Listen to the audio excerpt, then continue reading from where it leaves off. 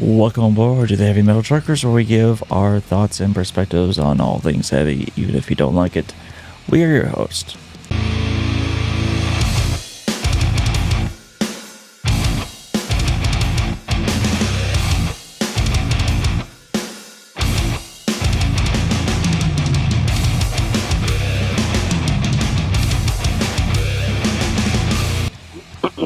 So, fortunately, Frosty cannot be here for this one. Well, we might get him in later, at another period of time. He just keeps on running into issues. He is beyond sick of it, but we move on. So, in this video, we are giving our album review of the latest album from Soulfly, which is Chama. And we're going to assume that's how it's pronounced, and we'll go from there. You ready for me? All right. Yeah, go for it. So when did I hear about Soulfly? Like 25 years ago, something like that, at least. Back in nu metal's heyday. And I enjoyed them back then. You know, to me they were. I mean, they weren't on the level of like a Korn or Seven Dust for me, but they were like on the tier below that, with like a POD or a. No, they were basically the continuation of Sepultura. Kinda, yeah. You know, I enjoyed a lot of music back then, but probably since about 20 years ago, I haven't really followed them. Matter of fact, when I saw they released new music, I mentioned to you, I was like, holy crap, Soulfly's still around. I had no idea they were still around. Neither of us did. Shit. And I was like, so we were like, well, hey, let's check it out. And so we did, and it was Nihilist. And didn't care for Nihilist. Not that it was necessarily a bad song, but it wasn't what I remember Soulfly being. Right. It wasn't Soulfly. So we were like, well, let's check out another one just to see. And we checked out Storm the Gates, and that was much better. That was more along the lines of what I remember Soulfly being 25 years ago. So in the album, I was like, I didn't really know what to expect. Are we going to have that more nu metal Soulfly? Or are we going to have the more, you know, almost death metal like Nihilist Soulfly? So got on this album, you know, started listening to it, and unfortunately, Storm the Gates was probably the most nu metal song on the album. For me, anyway. Now, there were some nu metal elements in on some of the other songs, but a lot of it felt a lot like Nihilist to me, at least in that style. More, you know, I don't want to say death metal, but almost, or with maybe even a thrash thrown in at times. But it now, I will say this was an extremely heavy album. Not saying it lightly. Yeah, it's a very heavy album. It's an aggressive album, not just musically, but even to an extent lyrically. You know, and it was a weird album to listen to because I was disappointed because it wasn't, as a whole, the album wasn't the Soulfly I remembered. But at the same time, it wasn't bad. If that makes sense. No. Now, did I walk away loving the album? No. Did I walk away hating the album? No. What he's saying is 3 out of 5 don't change a thing. Kinda. Now, Storm the Gates was probably still my favorite song on it. Just because, to me, that was the most one that reminded me the most of the old school Soulfly. Yeah.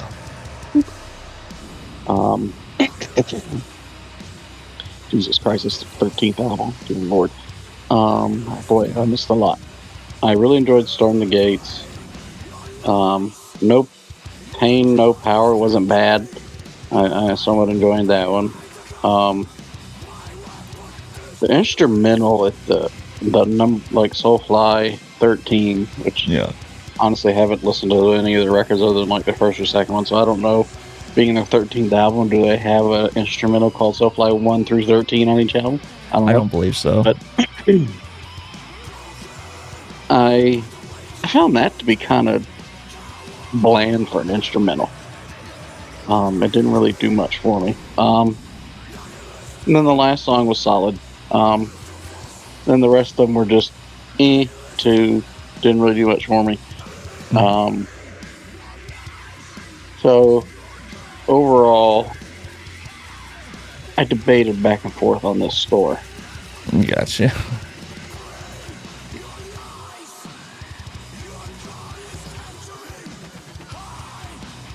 Because there was a lot that I liked. Like I really enjoyed the tuning of the guitars in this.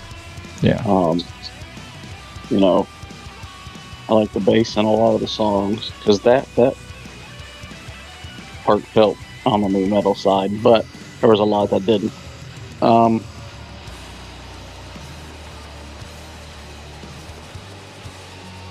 darn. I've been debating between a 6.75 and a 7 because it kind of teeters that line of high end okay to low end of good. If that makes any sense. Yeah. For me. So what he's saying is 6 7/8. Gotcha. Yeah. Alrighty. So I can fucking tell you when I first discovered Soulfly. It's been so damn long now. I just know that my two favorite albums were Primitive, that was released back in the millennia. I knew you were gonna say that one. And well, it's because I was like their second debut, or it was their debut. I think it was their second album. The second album because I had one in '98. Well, I'm looking at discography now. Yeah, Primitive was their second album. I thought it was. Yeah, and then the other one that I vastly enjoyed was Dark Ages. And that was like 05. So I think that was the last time I heard anything from them was back. I want to say probably was that album. Yeah, that album was fucking phenomenal. Holy shit. I remember the Prophecy album. I think I may have heard a track or two from the later works, but it wasn't anything that, I don't remember. Yeah, Primitive is one that really stands out. But anyway, go ahead. Yeah, for most people. Do not let my yawn be indicative of what the sound was like for me, please. So I went into this after hearing, of course, Nihilist Storm the Gates, and obviously Storm the Gates was our favorite from this, out of what was released initially. And then, so now I got to listen to the album. Indigenous Inquisition was a great opener. And then they went into Storm the Gates and blew everything out of the water. It was amazing. Nihilist comes on. Not bad for the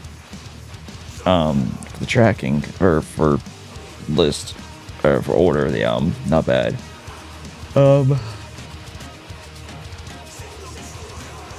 No Pain, No Power was an interesting one, and it had the if I remember correctly, it had the most featured artists on it. Like, it was basically like, here's this group and Soulfly did vocals on it. That was about what it felt. Or no, I don't even think they really did vocals on it. It was someone else. So that was like a complete collaboration. Again, I'm not gonna lie, I don't entirely recall, because in the middle of this album I was also dealing with some stuff at work that I'm not gonna go into, that I had incredible difficulty focusing. I will say Black Hole Scum, oh my god, that was amazing for me. Like, I absolutely loved that. Same thing with Favela and Dystopia. That was really well done. Always was, always will be. I don't entirely remember that one. Soulfly 13 was an instrumental where they went fucking primitive and tribal on it, and I could not have enjoyed that more. That was amazing for what it was. it felt like they went to the roots of what they are, aside from being new metal, and they went to a cultural influence, and it's shown through beautifully. Chama, Like, I'm not disagreeing with what you said by any means, because I completely understand where you're coming from, and I agree with a lot of it. But for me, the song just personally never went anywhere. Yeah, and it was more almost a meditative piece for. I think that was a meditative piece for them as they were writing it. I can see that. Yeah. Yeah. So it was more of. I think that was more of a track for them than necessarily was for the fans. And if the fans enjoyed it, cool. If they didn't, cool. We still had fun in doing this. Chama, I think, was a pretty solid closer. I don't entirely recall because, again, all that I was going through at the time. But overall, I loved how fucking heavy this album was. Yeah, it was very, very heavy. God damn, it was amazing. The issues I had with it were that I almost feel like it had too many featured artists, even though it was like 3 tracks. One of them was almost not even Soulfly.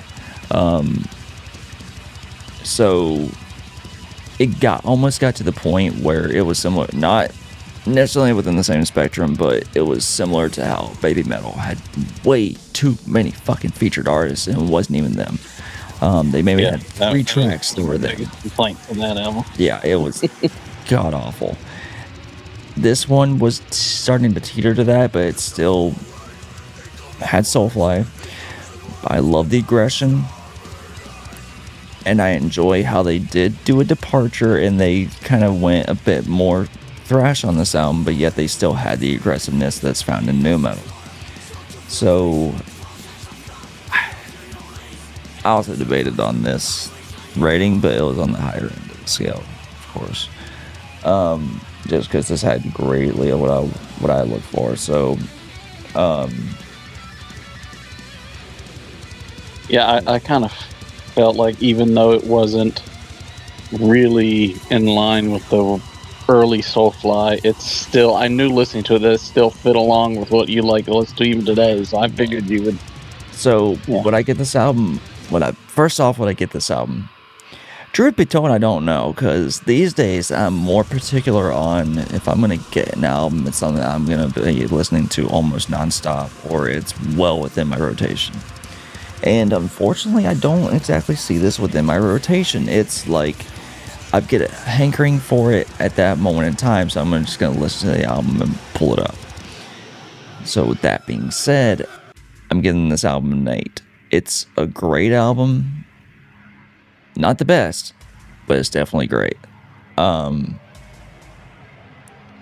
There was room for improvement for me, because it would have been more intriguing to have an album that was more stretched along lines of Storm the Gates, and having that just very impactful performance. However, everything was solid in what they did.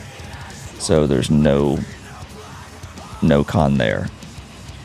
The only con was that I wish it was more along the lines of new metal than thrash, but even them doing thrash, they did fantastic. So yeah, solid 8 for me. It was like thrash with new metal tuned guitars.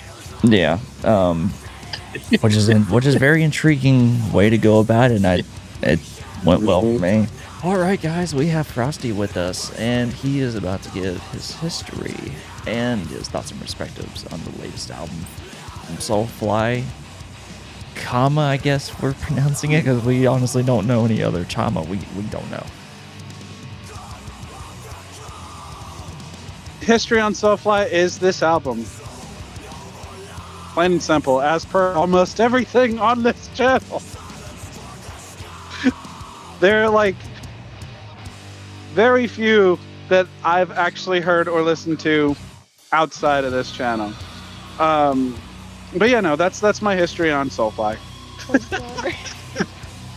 Because Doppler and I were like, yeah, God, it must have been like 15 years ago that we were listening to like Primitive and Dark Ages. Nope, 2025. That's my year. Listening to everything. 2025, bitches.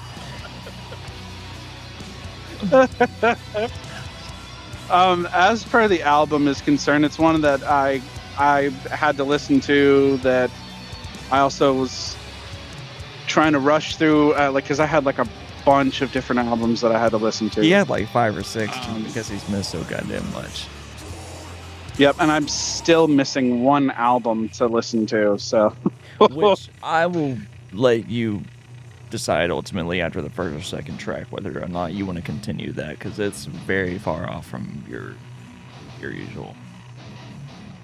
I bet this one, as I've been listening to the album, from what I remember listening to, was it was one of those that I wasn't really all into. Yes. Sorry. No, you. Oh no, I know. Okay, so you're looking at the group chat. I'm seeing it. Yeah. Well, bits and pieces of it. But no, I really couldn't get into the album. I tried. I figured. I did listen to the tracks. Yeah, I did listen to the tracks. It was just, it's not my style. It kind of gave off like metalcore version of, or not even just metalcore, just like a maybe like a heavier version of like Pearl Jam and such. It just, I just couldn't get into it. There was, I don't know, like some techno-y sounds. There was some like groove kind of metal going with it, and it's just, I don't know what it is. I just could not. It just, all of the components together didn't mix well for me. And this was mainly just the album as a whole. Basically, I know that there might have been like 1 or 2 songs that I was like, okay, this one's not half bad. But for me, and it's my own personal opinion on it. Like, they're not saying that they're terrible, not saying No. You know, like whoever listens to them, but no. The reason I ask it like that is because Doppler and I felt like this wasn't a typical Soulfly album. Well, I've never heard any other single from them, so yeah, like, well, you know, I'm familiar with their older albums, and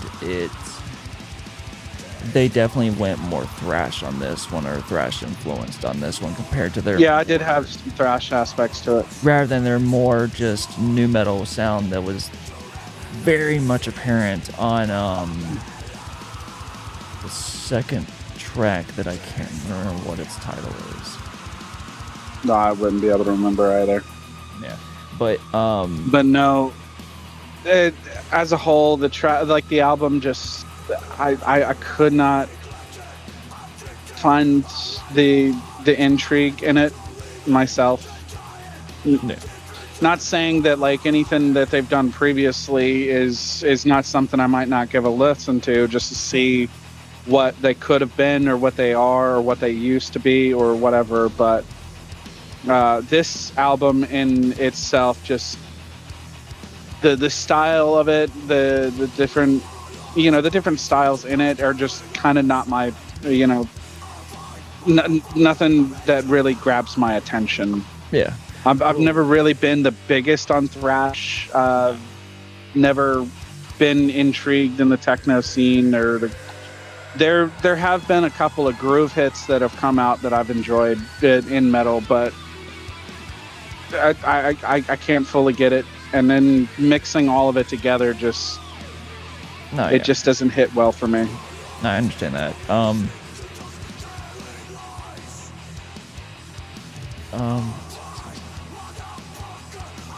So Soulfly is kind of more of the modern nu metal version of Sepultura, which Sepultura is, for those of you who may not know who Sepultura is, which if you're watching this, I'd kind of be shocked. Sepultura is I'm not sure if I could say tribal group, because they're not necessarily good. Well, they have some tribal influence, but they are very much old school new metal with some thrash. But they are very like punk and hardcore influenced, but yet it's kind of the similar situation where Lamb of God has mentioned that they are punk kids playing metal. Well, Sepultura is essentially like thrash, punk, and tribal playing new metal, you can almost say. They are incredibly influential within the new metal scene, especially for older groups or groups that prefer to take on some of that like thrashier side but want to be primitive in their method of going about things. It's very similar to Alien Weaponry. Like, because I've seen Alien Weaponry and I can just hear a lot of influence from Sepultura in them. I don't know if they are or not, which I'd almost be surprised if they weren't, but Sepultura is also a group out of Brazil, which you'll find that a lot of Brazilian metal or metal that's from Brazil, they tend to not shy away from incorporating their lore or cultural influences within the metal that they do, which makes them just so goddamn fascinating.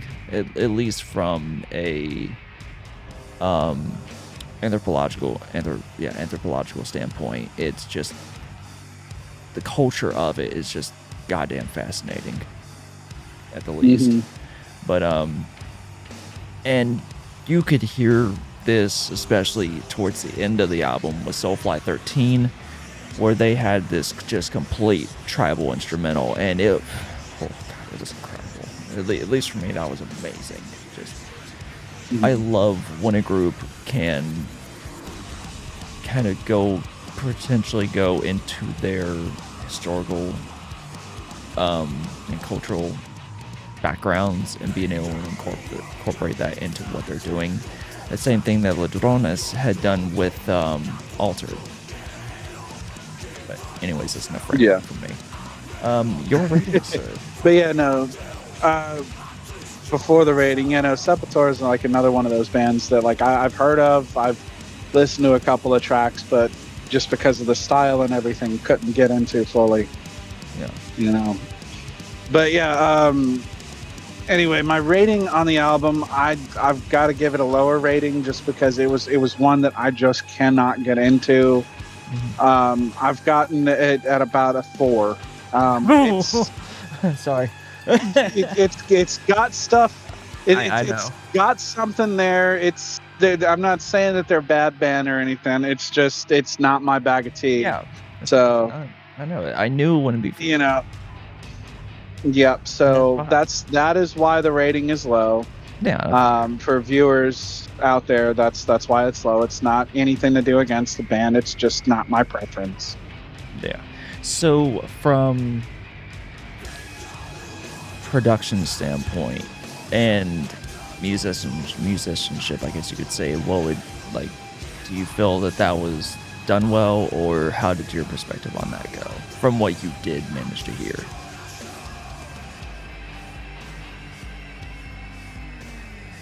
Musically,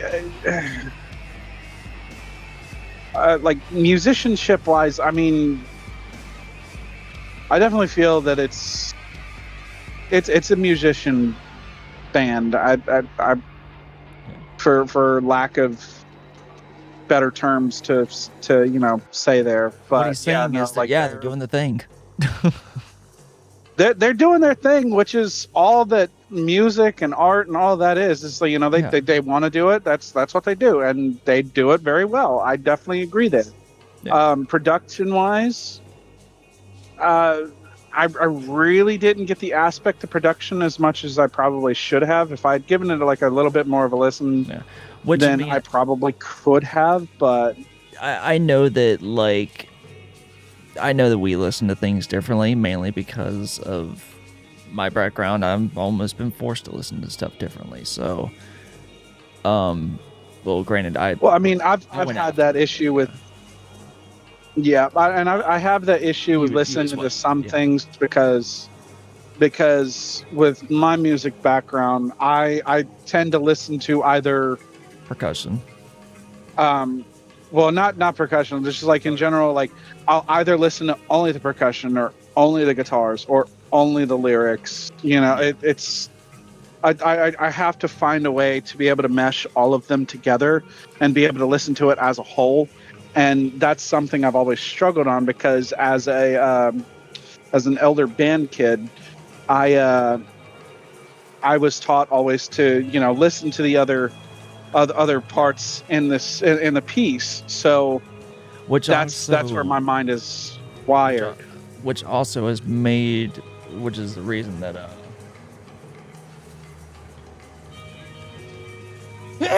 shit. Okay. So that's, how fucking dare you insult me like that? Anyway,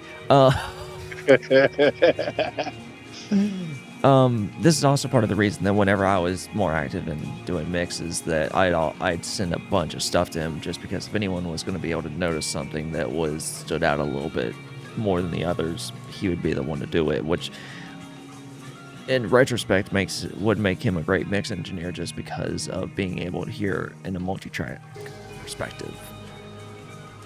Yeah. Well, I mean, same thing. I can't be a mastering engineer because I don't hear in left channel, right channel. I hear in multi-track. Oh no! Like when music has either left channel or right channel, I can clearly tell what's in the left or what's in the right. It's how I've always listened. I mean, it's part of the reason why. No, not. It took me forever to listen to classical music and enjoy it. Well, because I was so focused on one piece. But yeah. But well, I mean, whenever it comes to mastering, is being able to hear, is there a particular frequency that are the frequencies balanced per left, per right? Oh yeah, no. Is the levels correct per right, per left? Is there enough compression per right, per left, and that kind of dual channel balance? I can hear. I can really hear a lot of that. When you do send me pieces, I've been able to hear a lot of that. Like, oh, something's slightly off here. I can hear the wave and the sound where it's way too much of a wave. It needs to be more of a flowy wave, and it's at a wobbly wave. And see, and the compression you can clearly hear. And see, and I can't really do a lot of that. Like, the only thing I learned was the most bare bones generic mastering, just to almost pretty much say something's been mastered. But anyway, that's a hell of a tangent that I didn't mean to get on. But yeah, no. The rating on the album again is a 3 or no, a 4. Sorry. God damn, dude. You're gonna piss off everyone. No, I got that covered. Hey man, we each piss off somebody in this channel, so Absolutely. It's just my go round. Cheers. Really glad you could be here with us. Fight me in the comments. I'm perfectly content on it. Fight me in the comments. Hopefully I'm not driving through your state. But yeah, no, my rating on it is a 4. It's low. Are you kidding? By the time, and that's nothing against. By the time you realize you've driven through their state, it's already been 2 or 3 weeks minimum. Exactly. So hopefully at the time that you guys actually watch this, I'm not in your state. But you'll never know. Exactly. So yeah, no, it literally my rating on this is strictly based off of my personal preference in listening. Yeah. So all right. Well, you've heard it here from Frosty. Please send your hate mail to frosty@heavymetaltruck. But thank you guys. We will get to the end of this video. So yeah, that was our perspective on Soulfly's Chama. We hope you guys enjoyed what we had to say. If you have any opposition, please find us in the comments. Until next time, guys, whether musically, lyrically, or literally, keep rolling heavy.